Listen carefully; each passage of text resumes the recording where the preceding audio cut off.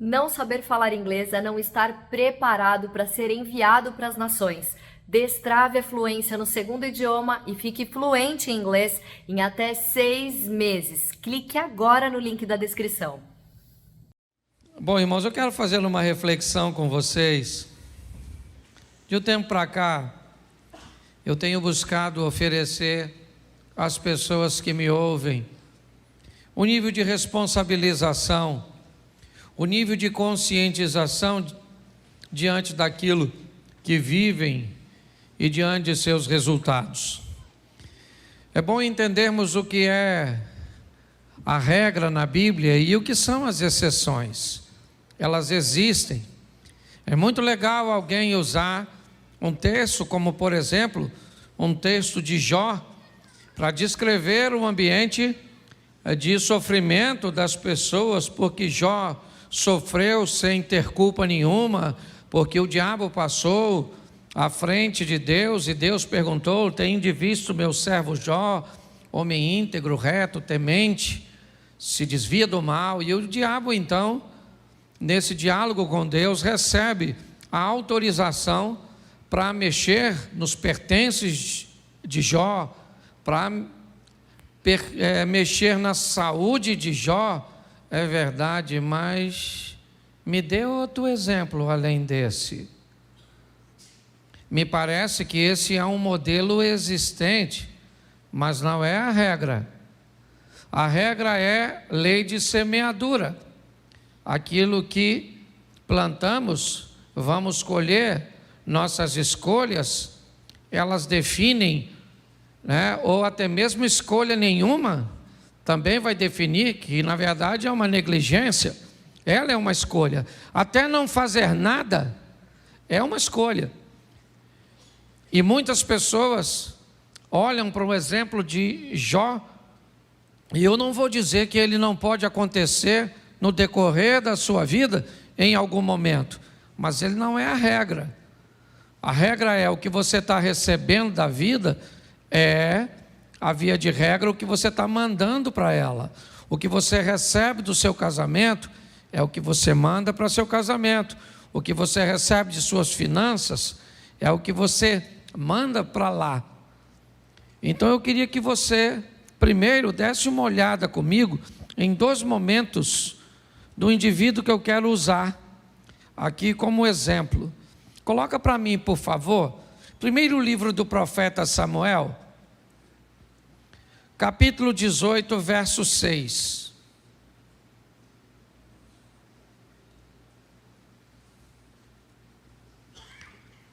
Sucedeu, porém, que vindo eles, quando Davi voltava de ferir os filisteus, as mulheres de todas as cidades de Israel saíram ao redor, ou saíram ao encontro do rei Saul, cantando e em danças, com adufes, com alegria e instrumentos de música. E as mulheres, tangendo, respondiam umas às outras e diziam: Saul feriu seus milhares, porém Davi seus 10 milhares. Preste atenção, Davi está vivendo talvez um dos momentos mais importantes de sua vida. Ele nunca tinha provado uma experiência desse tipo. Primeiro, porque era muito jovem. Segundo, porque era de uma família humilde. Terceiro, porque nunca havia se destacado dessa forma. Nesse momento ele está chegando após a vitória contra o gigante Golias. E essa vitória motivou os soldados que estavam nas fileiras de batalha, e eles correram atrás dos filisteus. E agora, ao chegarem, as mulheres vão ovacionar Davi, elas vão engrandecer o seu nome. Ele vai se tornar grande no ambiente militar. Ele tornou o exército do Senhor um exército respeitado. Mostrou que um menino com uma tiradeira na mão e com um pedacinho de pau foi capaz de vencer a maior oposição. Um ambiente de afronta que já durava 40 dias, sem sequer um candidato se apresentar para lutar contra o gigante.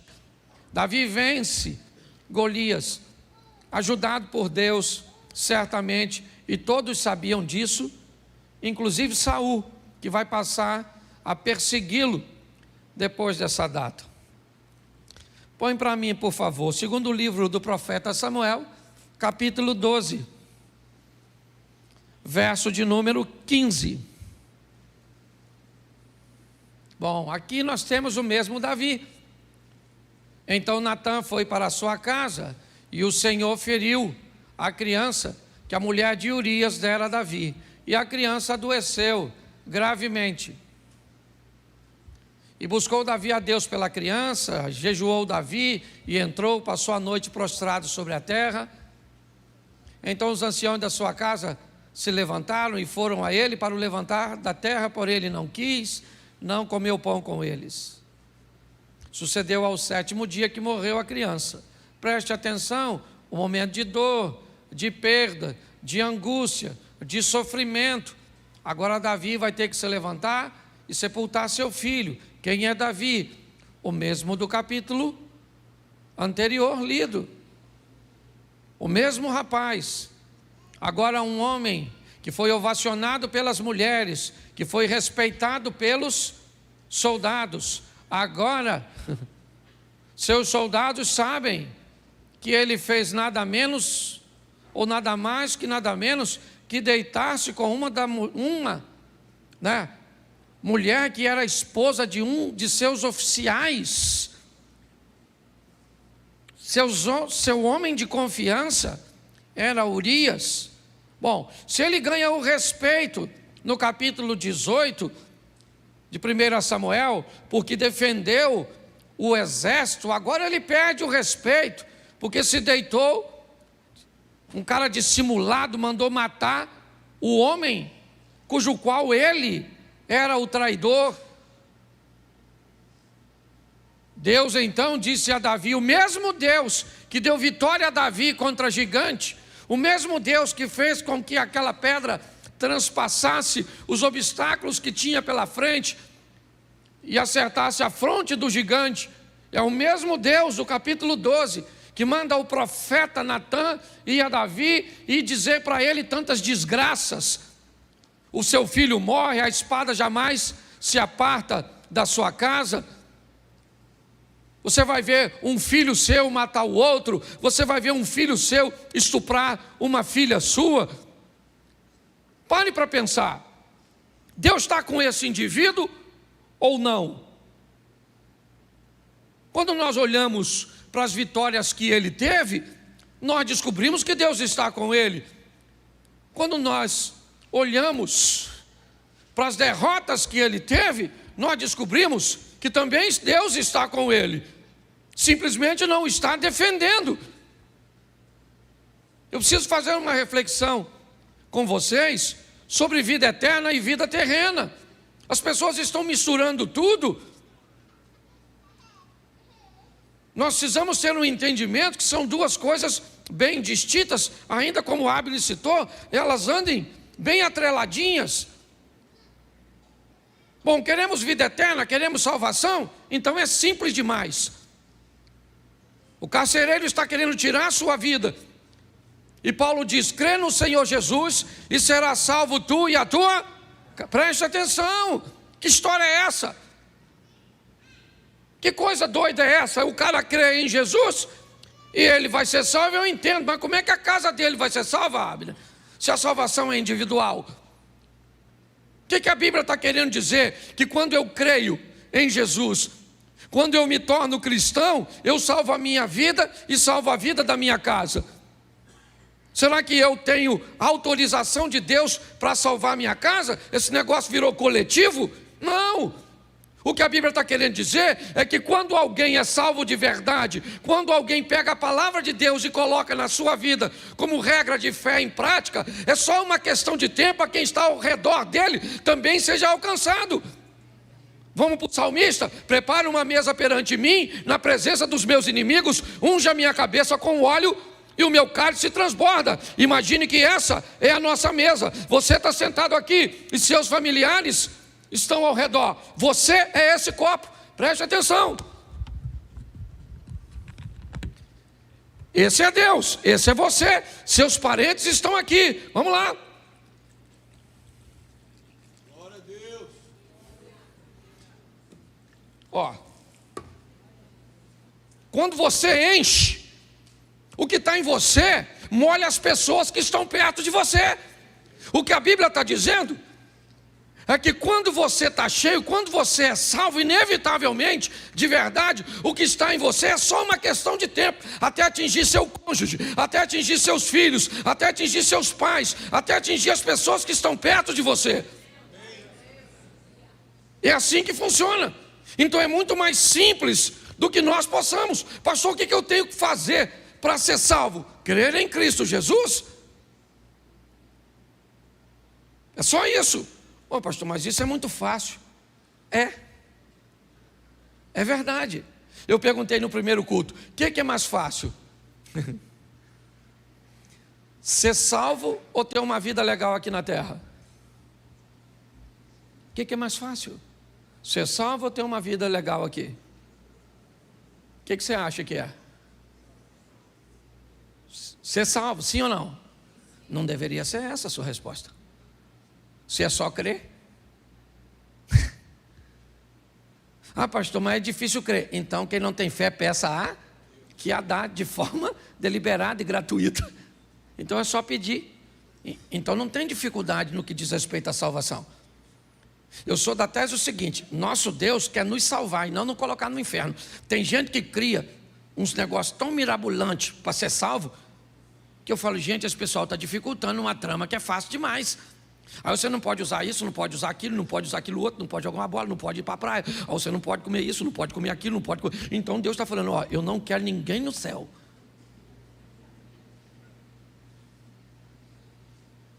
Ah, mano, preste atenção. Uma coisa é você facilitar, outra coisa é banalizar.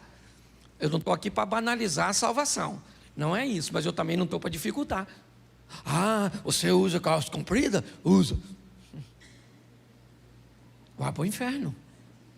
Você usa um batom? Satanás. Se ele for só brilhante, aí uma área do inferno que não é muito quente. Mas dependendo da cor. Entendeu?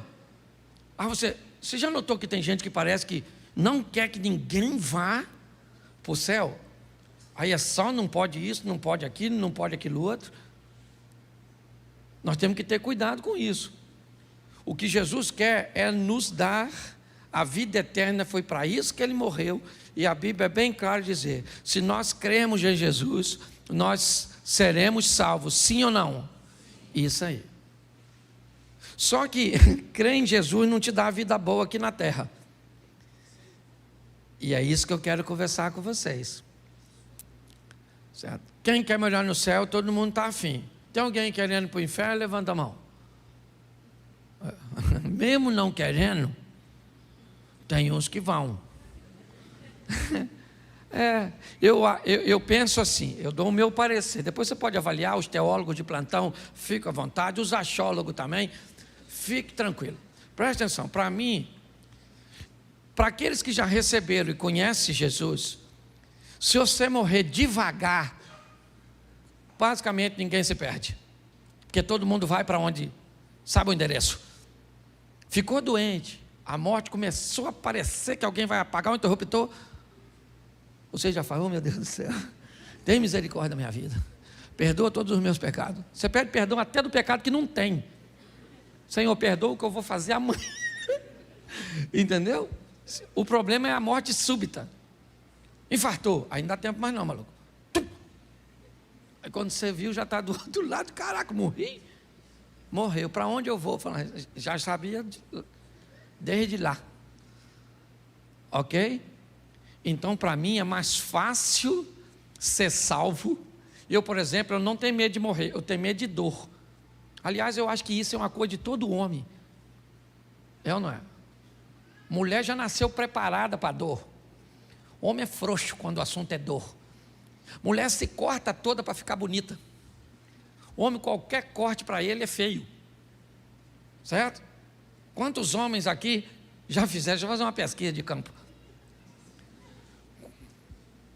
Se você fosse ter um filho homem, você preferiria normal ou cesárea? Desgracei a vida do homem. Porque qualquer uma das duas opções dói. Não é? Ele diz assim, eu preferia ser estéril. Era a preferência do homem. Certo? Quantas mulheres aqui já fizeram uma cirurgia plástica,zinha, básica de qualquer natureza para ficar mais bonitinha? Por gentileza, manifeste-se agora. Levanta a mão, por gentileza. Glória a Deus. Glória a Deus. Deus abençoe a senhora. E se tiver que fazer mais, faça. Quantos homens aqui já fizeram alguma cirurgiazinha plástica para ficar mais bonitinho? Levante a mão, por gentileza. Já notou que não é regra, é exceção. Lembra do começo da mensagem? Porque para a gente, esse negócio de doer não é com a gente. É ou não é? Uma mulher com 39,5 de febre, ela levanta de manhã, bota as crianças para o colégio, faz comida, bota o marido para trabalhar, paga as contas, volta, arruma a casa toda, pega as crianças, faz amor com o marido à noite, toma um antitérmico e vai dormir. Seu marido, 37,5. Dá uma tonteira nele, a boca fica amarga, ele já mandou avisar todo mundo que não vai trabalhar e possivelmente a morte está rondando a vida dele. E já começa a dar senha de banco. É ou não é?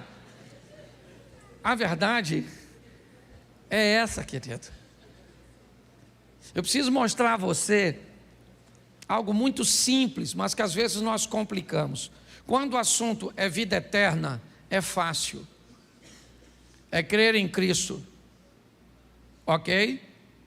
Temer a Deus e crer em Jesus Cristo nos dá direito à vida eterna. Porém, viver aqui na terra é mais complicado. Por quê? Porque nós vivemos debaixo de uma lei. A lei da semeadura. Se você gosta ou não dela, ela foi criada pelo soberano Deus. Então, Ele estabeleceu, e se você concorda com ela ou não. Por favor, pecados podem ser perdoados e anulados pelo sangue de Jesus. Erros precisam ser colhidos por nós aqui na terra.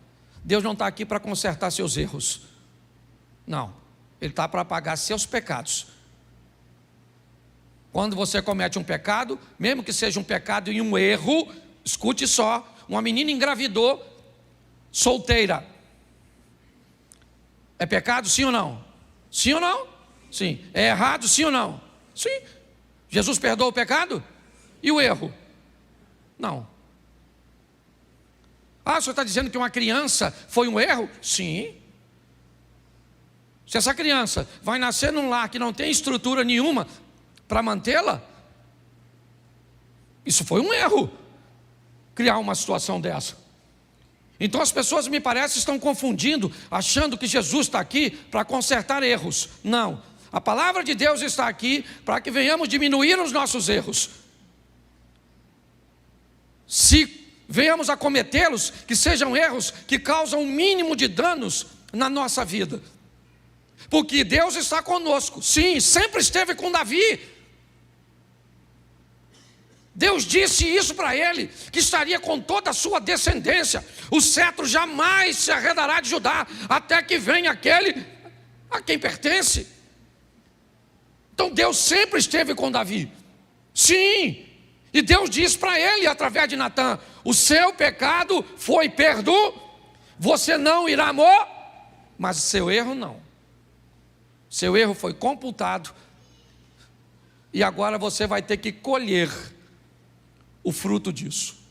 Então quero te mostrar um texto, porque me parece que depois de tantas indas e vindas, Davi aprendeu um pouco. E esse aprendizado eu acho que vale bastante para mim e para você. Põe aí para mim, segundo livro do profeta Samuel, capítulo de número 22. verso de número 17. Vou botar o 18 que fica mais fácil para a gente adiantar. Preste atenção. Livrou-me do meu possante inimigo e daqueles que me tinham ódio, porque eram mais fortes do que eu. Preste atenção aqui. Davi está descrevendo um ambiente de batalha muito grande, e ele aqui me dá um ensinamento poderoso. Davi enfrentou muitas batalhas, e uma boa parte delas ele enfrentou sozinho. Ele enfrentou com seus soldados, com a sua estratégia militar, com sua força. Em muitos momentos, Davi sabia que tinha força suficiente, recursos suficientes para ele mesmo resolver seus problemas, sua adversidade. Mas esse texto também diz que em momentos da vida dele, ele enfrentou inimigos que eram mais fortes do que ele.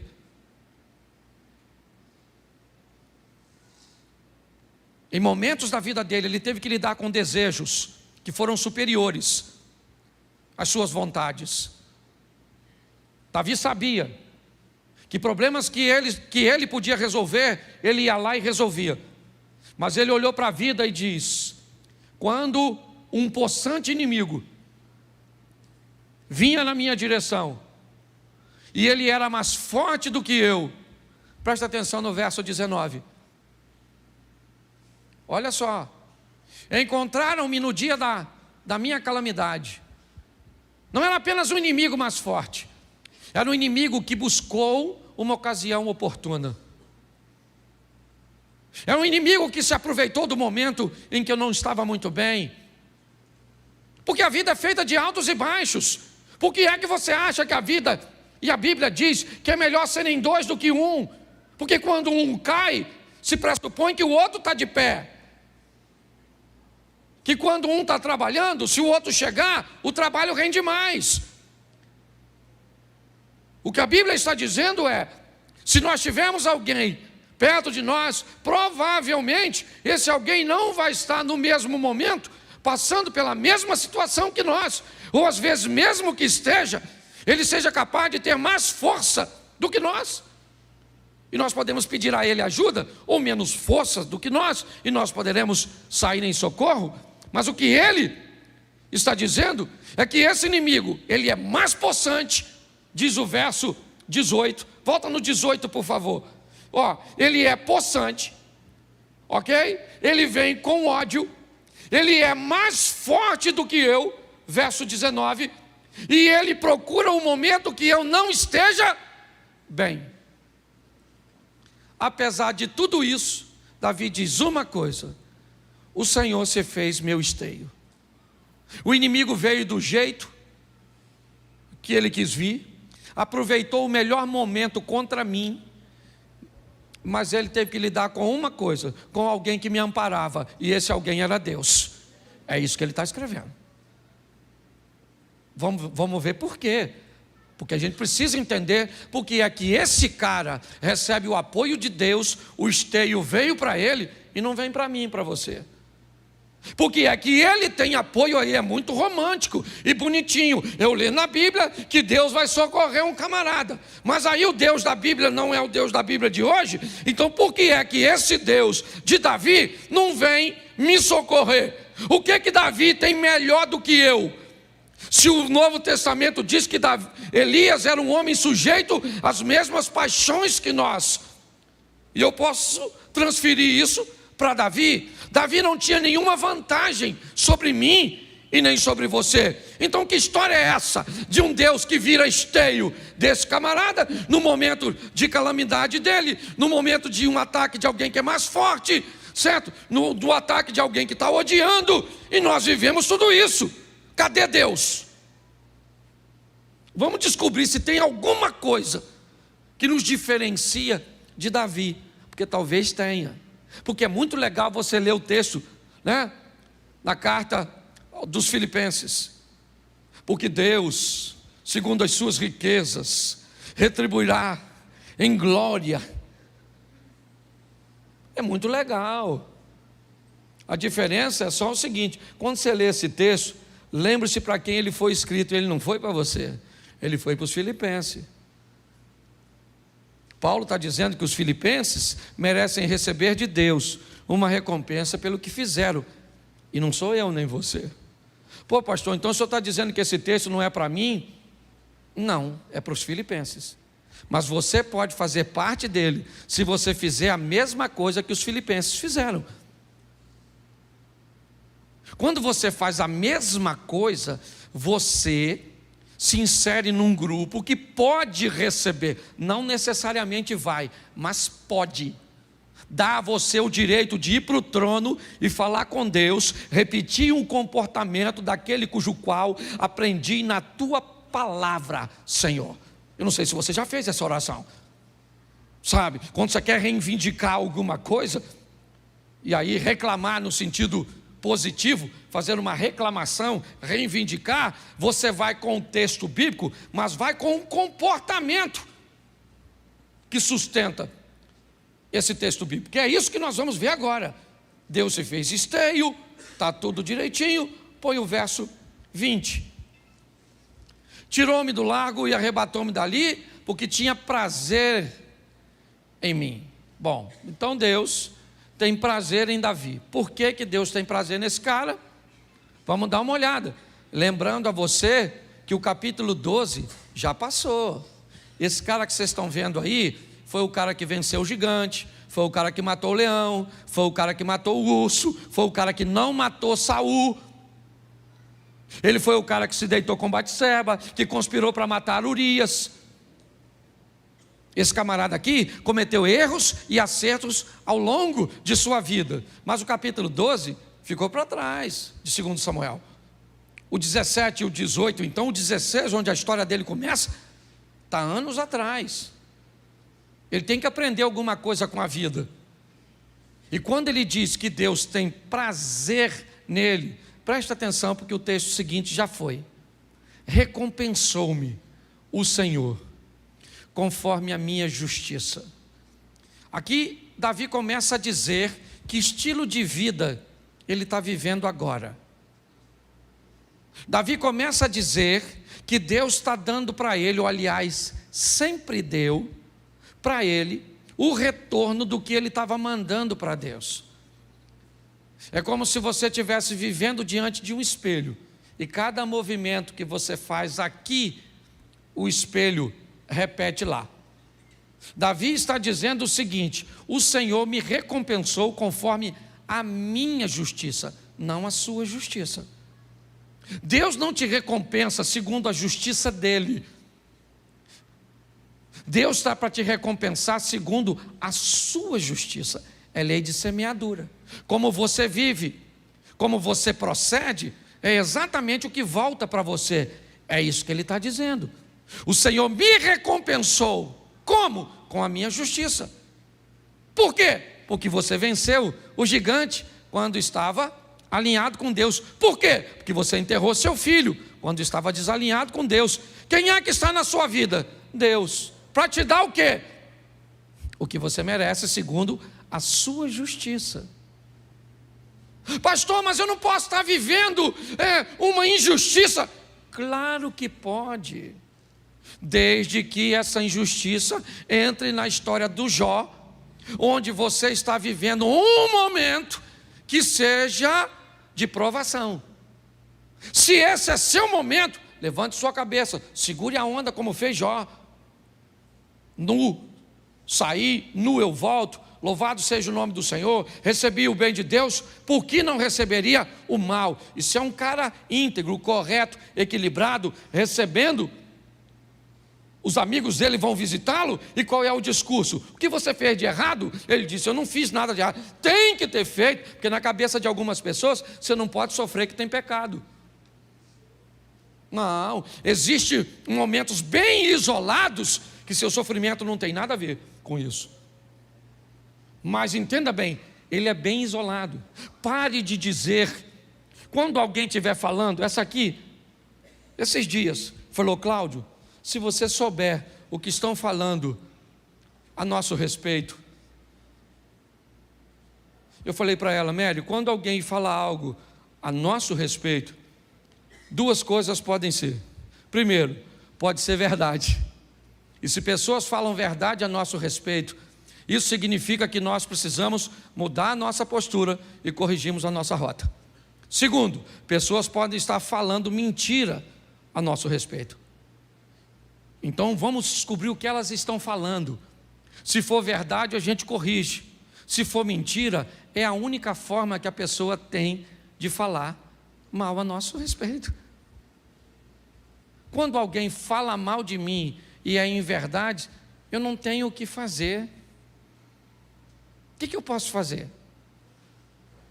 A melhor maneira é você viver de uma forma tão honesta que o único jeito que alguém tenha para falar mal a seu respeito seja com mentiras. Não tem jeito. Ah, mas vai se ver com Deus. Não vai não, filho. Não vai não.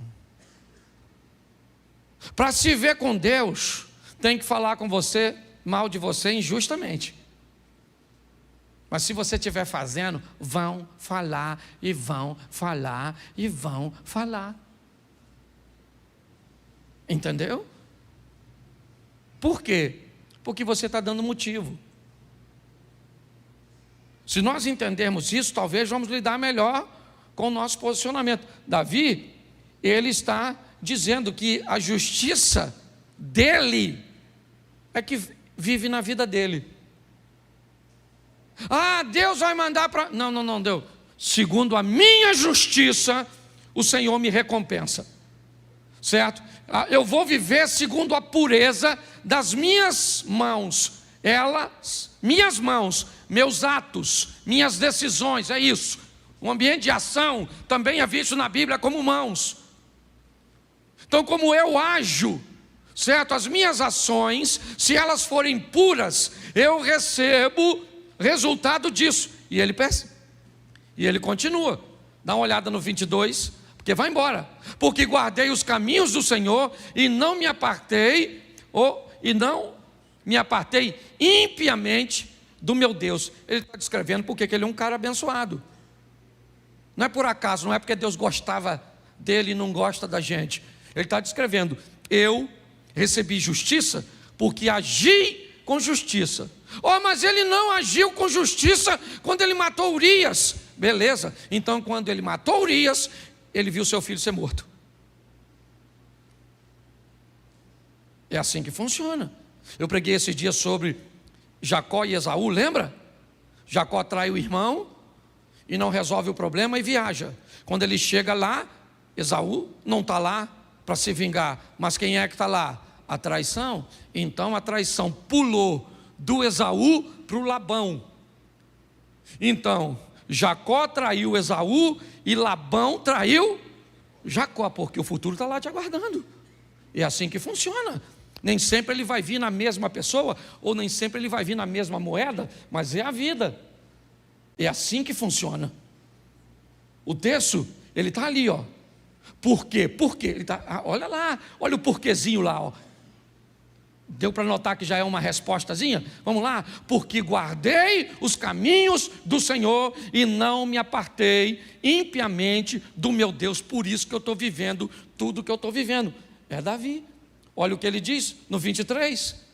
Porque todos os seus juízes estavam diante de mim. Não tinha juiz nenhum diante de Davi. Que juiz que estava lá? Samuel estava lá, é isso? Todos os juízes estavam lá? Não, o que ele está falando foi do que ele aprendeu. O certo. O que ele diz, o certo está sempre diante de mim.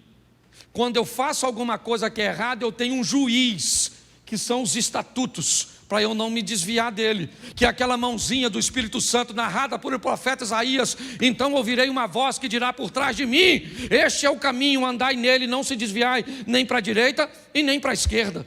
É Deus o tempo inteiro buscando corrigir nossa rota. Está aqui, ó, está aqui. Se eu posso olhar para onde devo ou não devo, se eu posso falar ou não falo, se eu posso mexer ou não mexer, se eu posso fazer ou não fazer, está tudo aqui. Os estatutos estão diante de nós. Os juízes estavam diante de mim o tempo inteiro. E aí, Seus juízes traziam seus mandamentos, seus estatutos, dos quais eu não me desvi, pelo menos agora. Antigamente se desviou sim. Que negócio é esse desse camarada vir dizer que é um santinho, que é alguém que não comete erros? Dos seus estatutos eu não me desviei. Ele poderia encontrar com Simei, ou com um daqueles que conheciam o seu passado, e dizer: meu irmão, eu conheço você, em 1992 você fez isso. Ele falou: meu irmão, mas nós estamos em 2022, eu não sou a mesma pessoa que era antes. Estou andando com Deus já faz tempo. Naquela época eu já estava andando com Deus, mas não na intensidade que eu estou andando hoje. Naquela época eu ainda fazia, eu ainda falava, eu ainda sofria consequências. Hoje não. É o que ele está dizendo: dos seus e de seus estatutos eu não me desviei. Mas isso é capítulo 22. Não queira ler esse texto aqui, sem antes conhecer a história do cara que escreveu. E ele continua dizendo, vamos lá, ele vai repetir novamente: porém fui sincero perante ele, e guardei-me da minha iniquidade. Isso, Davi está falando de fraquezas, mas não está falando mais de fracasso. Preste o que ele diz: eu fui sincero. Sincero. O que é sinceridade? É dizer a verdade. Eu estou sentindo, eu estou sentindo. Eu estou legal, eu estou legal. Eu não estou legal, eu não estou legal. Eu estou fraco, eu estou sentindo isso e não deveria sentir. Mas presta atenção de quem ele guarda. Ele não está se guardando dos outros, ele está se guardando dele mesmo, de seu desejo. Guardei-me da minha iniquidade. Eu gosto dessa responsabilidade. Por que ele traiu Urias com Batseba? Por quê? Quem é que foi o culpado de Davi trair Urias? Vamos culpar quem? Abigail? Vamos culpar quem? Mical? Vamos culpar todas as mulheres de Saul? Essas mulheres não me satisfazem. É isso? Talvez isso ele faria no capítulo 11. Mas não no 22. No 22, ele diz: eu fui sincero. E quando eu passei a ser sincero perante ele, eu consegui me guardar das minhas iniquidades, dos meus desejos incorretos. Ele continua dizendo: e ele me retribuiu novamente. Lá onde eu comecei, recompensou. E me retribuiu o Senhor conforme a minha. Está aí, conforme a minha.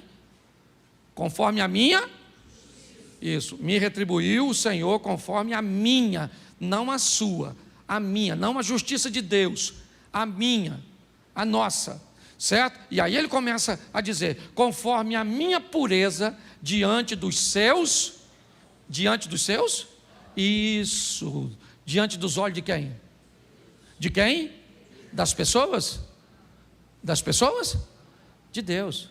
Davi é um camarada que agora aprendeu que a vida dele tem que ser pautada em agradar a quem?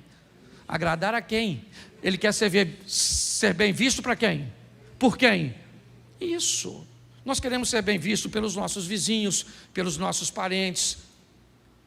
Queremos apresentar uma figura, muitas vezes na rede social.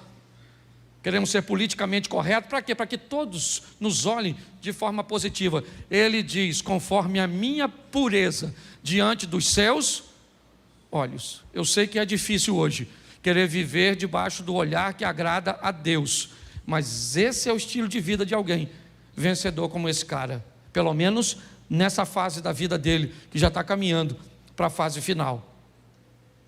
Vamos lá? Preste atenção ao que Davi está falando de Deus.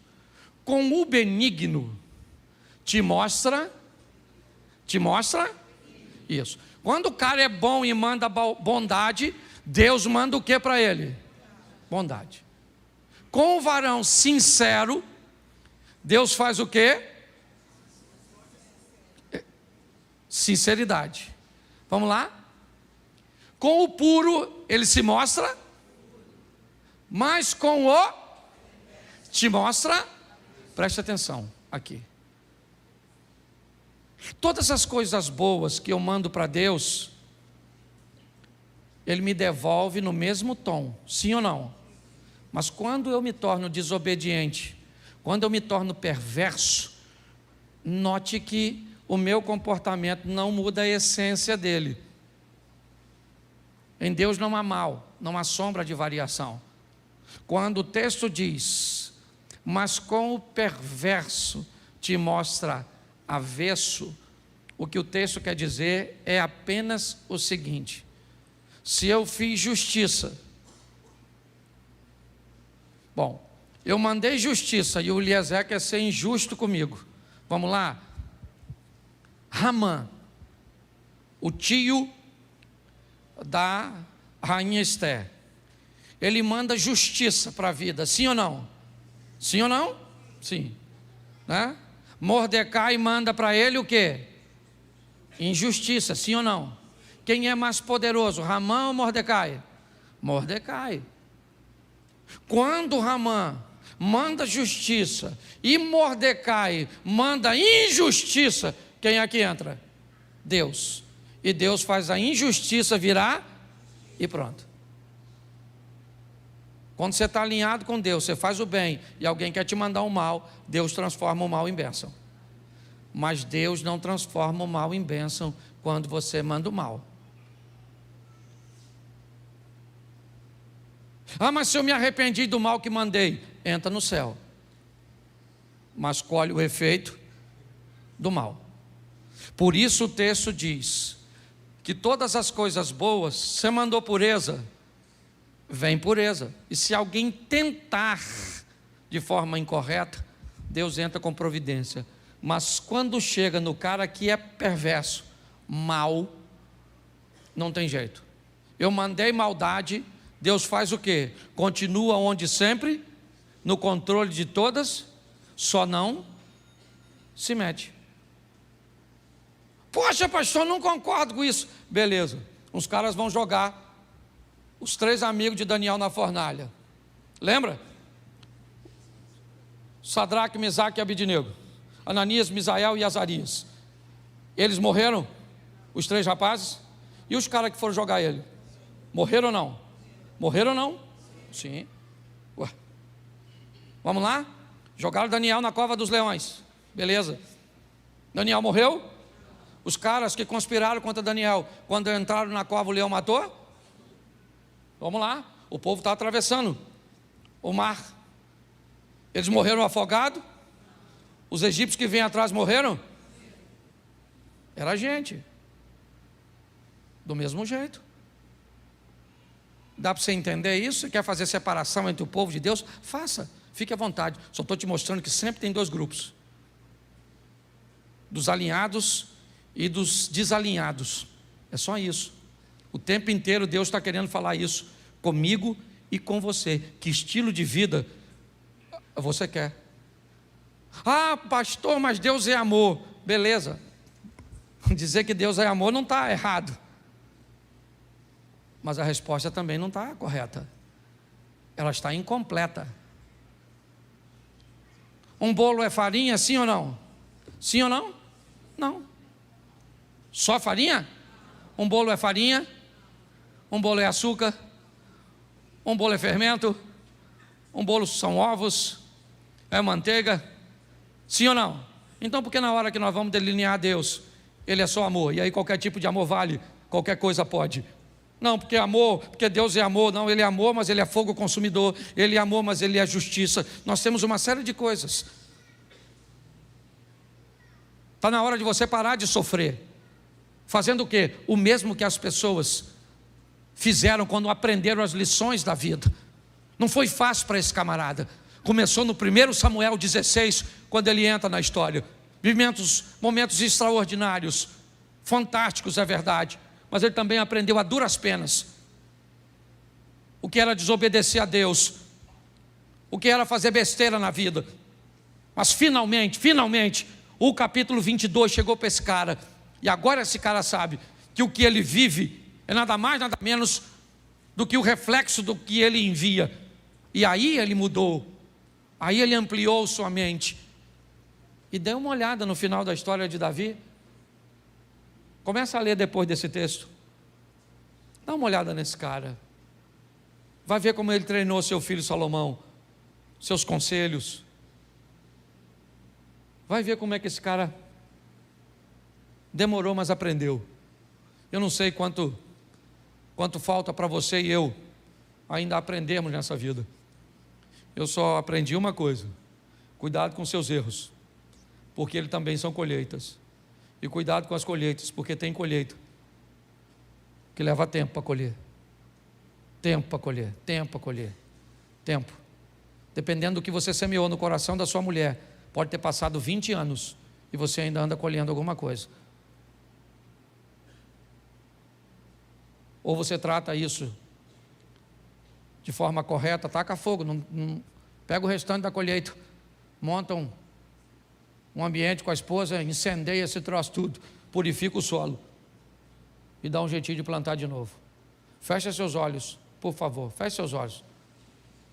Pai, em nome de Jesus, ouvimos muito a respeito do Senhor e muitas vezes achamos que não temos os mesmos direitos, que pessoas são mais facilitadas do que nós, que resultados eles nos apresentam uma parcialidade do Senhor para com algumas pessoas. Mas sabemos que isso não é verdade, porque o Senhor é justo. E em nome de Jesus, que possamos entender como Davi, no aprendizado, que recebemos aquilo que enviamos. Então que venhamos, ó Pai, nesta noite, guardar no nosso coração da nossa iniquidade, sermos sinceros diante do Senhor, aprendemos a lidar com o nosso temperamento, com os nossos desejos e buscarmos sermos puros diante dos Teus olhos. Abençoa, ó Deus, a nossa caminhada de fé e que possamos provar resultados extraordinários nesta terra.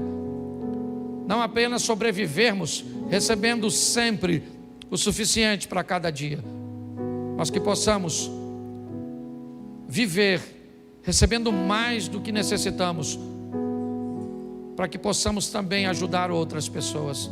Leva-nos aos nossos lares, guardado por Tuas boas mãos poderosas, que o Teu poder venha transbordar, ó Pai, o nosso cálice, de tal maneira que alcance aqueles que estão próximos de nós.